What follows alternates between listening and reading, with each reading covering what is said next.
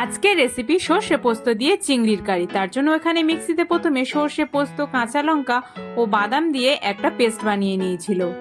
এরপর চিংড়ি মাছগুলোকে নুন, হলুদ, লঙ্কার গুঁড়ো দিয়ে খুব ভালো করে মাখিয়ে নিয়েছিল। এরপর কড়াইতে সর্ষের তেল দিয়ে চিংড়ি মাছগুলোকে খুব ভালো করে লাল লাল করে ভেজে তুলে নিয়েছিল। ওই তেলেই ফোড়নে দিয়েছিল কালো জিরে, পেঁয়াজ কুচি, টমেটো কুচি, কাঁচা লঙ্কা চেরা, স্বাদ মতো লবণ, হলুদ গুঁড়ো, লঙ্কার গুঁড়ো, ধনে গুঁড়ো ও চিনি দিয়ে খানিকক্ষণ নাড়াচাড়া করে দিয়ে দিল পরিমাণ মতো জল। এরপর আগে থেকে করে রাখা সর্ষে পোস্তর পেস্টটা দিয়ে দিল। তারপরে ভেজে রাখা চিংড়ি মাছগুলোকে দিয়ে খানিকক্ষণ ফুটে এলে উপর থেকে ঘি ও গরম মশলা ছড়ালেই আমাদের সর্ষে পোস্ত দিয়ে চিংড়ি মাছের কারি কিন্তু একদম রেডি। সর্ষে পোস্ত দিয়ে চিংড়ির কারি কেমন লাগলো অবশ্যই কিন্তু তোমরা কমেন্টে জানিও। ভালো লাগলে আমাদের চ্যানেলে সাবস্ক্রাইব করে পাশে থেকো।